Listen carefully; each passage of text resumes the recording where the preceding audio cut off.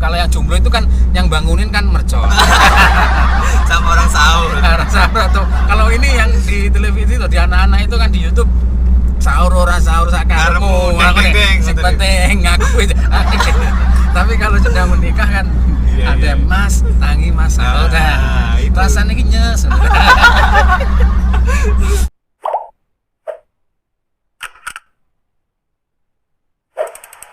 Kali ini saya sudah bersama Gus Nafis, salah satu dosen di IAIN Tulungagung dan juga dosen terfavorit para mahasiswa, khususnya saya sendiri.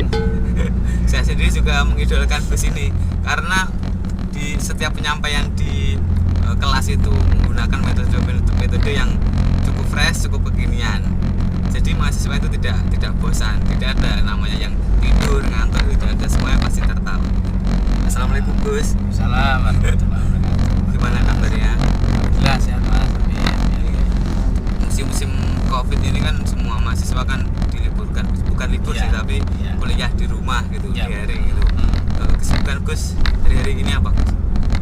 Kalau sebagai dosen ataupun PNS sama saja sebenarnya. Ya, termasuk. Apalagi kalau ada jabatan di kampus ya tetap melaksanakan tugas itu.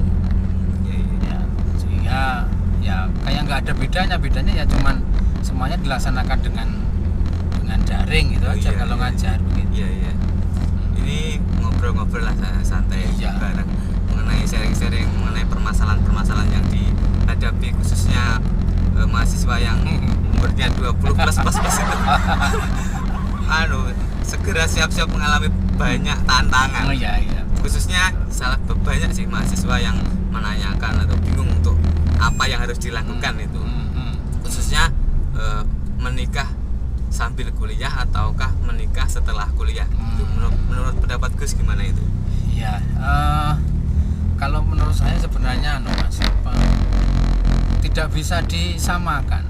Tidak bisa disamakan bahwa konsepnya menikah setelah kuliah atau menikah sambil kuliah atau kuliah sambil menikah misalnya. Juga tidak bisa karena memang kondisinya masing-masing berbeda-beda. Kondisi mahasiswa, kondisi bagaimana di rumah, kondisi juga bahkan latar belakang pendidikan itu juga ternyata berpengaruh sehingga kalau ditanya apakah atau bagaimana ketika ada mahasiswa kok menikah ketika kuliah menikah ya tidak apa-apa sebenarnya. Karena tidak masalah. Banyak ya banyak sekali saya temui di teman-teman itu. Cuman begini bahwa masing-masing membawa konsekuensi itu aja. Risiko tanggung jawab lah. Bahwa bahasanya ada plus minusnya katanya begitu ya. Ada plus minusnya. Contoh misalnya ketika yang dipilih adalah ketika kuliah terus di tengah-tengah kuliah menikah dan sebagainya. Itu tantangannya adalah yang harus dihadapi bahwa dia harus membagi waktu untuk kuliah, untuk keluarga, istri anaknya begitu. Itu juga harus dipikir. Apalagi yang menikah ini adalah mahasiswa atau dari sisi pihak laki-laki atau cowok begitu. Tanggung jawabnya semakin tambah begitu ya, bertambah. Sehingga itu yang harus diselesaikan terlebih dahulu, dalam artian bukan kok juga takut nanti kalau sudah menikah terus rezekinya. Enggak juga sebenarnya. Enggak juga. Cuman lagi-lagi manage waktunya ini tadi yang harus diperhatikan. Karena ada juga yang begini Gus. Kalau nanti saya menikah di waktu kuliah nanti berjuang bersama-sama sama yang istri. Katanya ada yang begitu. Ada juga yang seperti itu. Itu juga tidak menutup kemungkinan. Setiap karakteristik berbeda. Iya. Lain juga begini. Selain itu yang harus dipertimbangkan bahwa ketika kuliah terus menikah itu adalah dari sisi psikologi. Ya, mentalnya itu kan mental dalam tanda kutip ya seringkali labil gitulah ya, seringkali labil, tidak keputusan yang ceroboh, tidak terkontrol dan sebagainya begitu. Apalagi masing-masing masih ya umurnya masih cenderung relatif ya muda, sehingga emosinya ini yang harus betul-betul dikontrol. Itu yang harus diperhatikan. Bahwa menikah itu ya menurut saya enggak masalah ketika kuliah terus menikah itu enggak apa-apa. Dan namanya jodoh kan datang secara mungkin di awal, Bisa mungkin jadi, bisa jadi. tua nanti. Ya, itulah rahasianya jodoh di situ. Jodoh di situ. Jodoh pati rezeki katanya Jawa gitu, seperti itu. Ada juga yang bilang nanti kalau menikah waktu kuliah ada yang bangunin pagi, ada yang membantu mengerjakan tugas, Ya, ada yang ada juga yang bilang enaknya kalau Ramadan. Ya, itu. Kalau Ramadan nanti ada yang bangunin. waktu sahur itu. Waktu sahur. Kerjaan anak muda seperti itu. Ada yang bangunin. Jadi yang kalau yang jomblo itu kan yang bangunin kan mercon. Sama orang sahur. Sahur atau kalau ini yang di televisi tuh di anak-anak itu kan di YouTube sahur ora sahur sakarepmu. Sing penting ngaku. Tapi kalau sudah menikah kan Iya, ada iya. Mas, tangi Mas sahur. Nah, itu. Rasanya ini nyes. Kemudian lanjut bisa ambil contoh waktu kuliah ini khususnya Ya. para lelaki seperti saya sendiri ini ingin menikah muda. Sedangkan menikah muda itu yang pasti kita mempunyai fondasi yang kuat seperti mental tadi yang dibicarakan Ya, Gus. ya. Yang kedua yang ini yang sulit dicari itu mengenai modal Gus untuk menafkahi seorang istri kan. Ya. Kan posisi kuliah sambil nanti otomatis kan bekerja untuk Betul.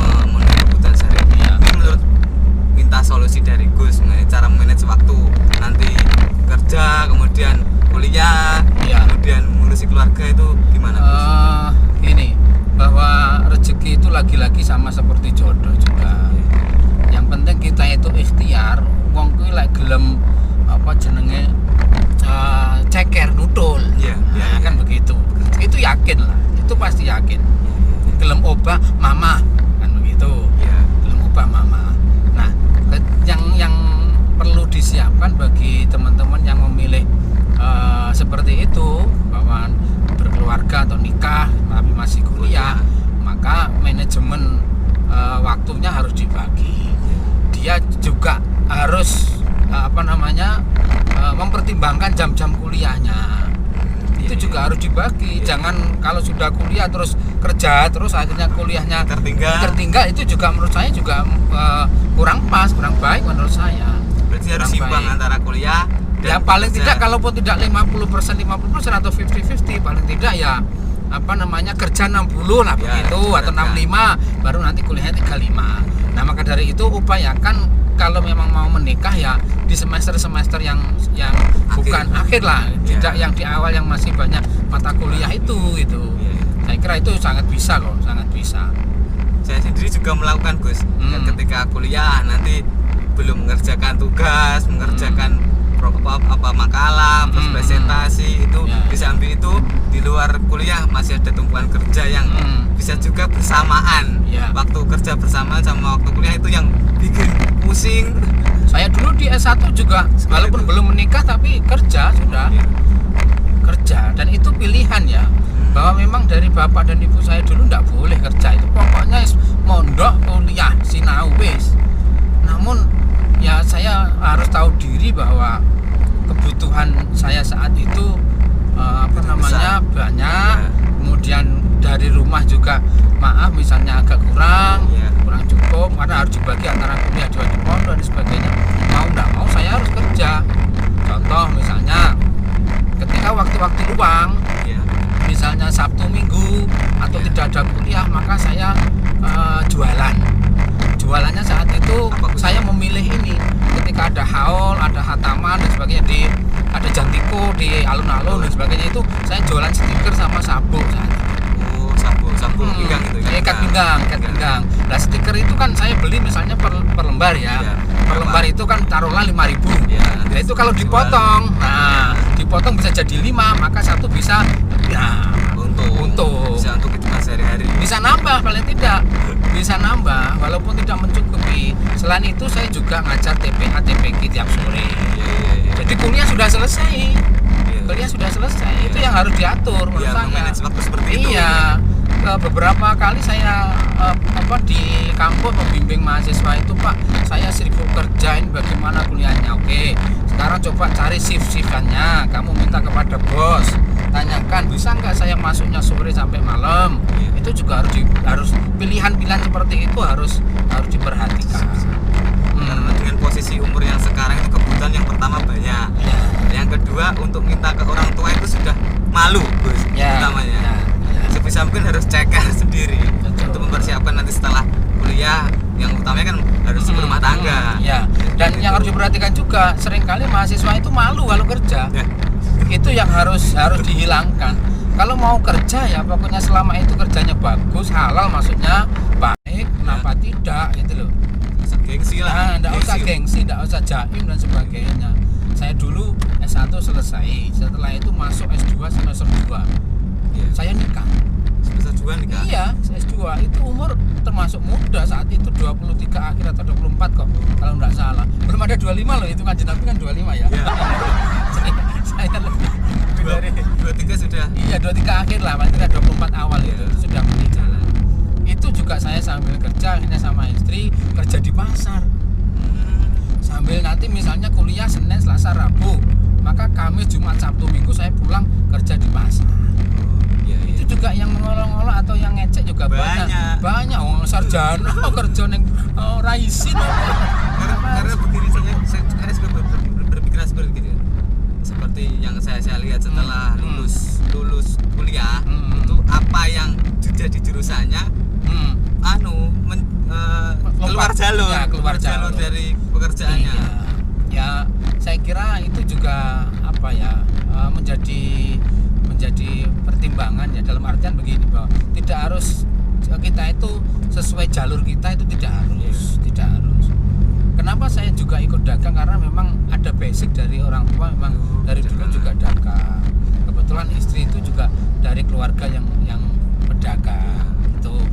Nah, dari itu semua alhamdulillah saat itu pengalaman itu luar biasa, membawa berkah banyak sekali saya. Banyak sekali, dari mulai link atau pertemanan para bisnismen. Banyak sekali di seluruh Indonesia. Bahkan sampai saya itu diajak kemana-mana untuk pelatihan kewirausahaan, mewakili sebuah kabupaten yang harus mewakili di sebuah provinsi tertentu, nginep di hotel gratis, yang ngajari dari dosen-dosen di IPB dan sebagainya. Itu luar biasa Lewat pengalaman. dagangan tadi. Iya, lewat dagang tadi itu. Yang awalnya punya kios 1, akhirnya punya sampai 3 dan sebagainya. Alhamdulillah pengalamannya. Jadi di pasar itu saya juga belajar ya, juga belajar. Jadi saya membuka diri, itulah yang paling penting menurut saya. Teman-teman harus membuka diri, membuka cara pandang.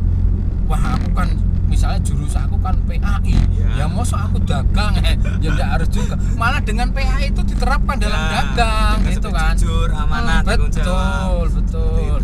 Sampai pernah ya saya itu dulu diundang oleh salah satu bos roti di Jakarta. Dia supplier seluruh Indonesia, pabriknya itu. Karena saya hampir tiap tahun puasa, biasanya pas puasa yang rame itu saya bisa stok sampai 2 box truk dan sebagainya, saking ramenya. Akhirnya saya dipanggil ke sana, dikasih uang tiket PP gratis, transportasi gratis, pulang masih di sana. dikasih roti. Di sana hanya ngicipi lihat pembuatan roti itu. Loh, ini loh maksud saya bahwa nilai-nilai yang kita dapatkan di kampus itu tidak akan hilang lah, dalam artian tidak muspro tidak. Wong kita diajari Kanjeng Nabi bagaimana dagang dan sebagainya. Itu yang kita contoh kita terapkan gitu loh. Apapun saya kira profesinya itu tetap bisa dimanfaatkan. Yang penting halal. Betul, yang penting halal, caranya baik.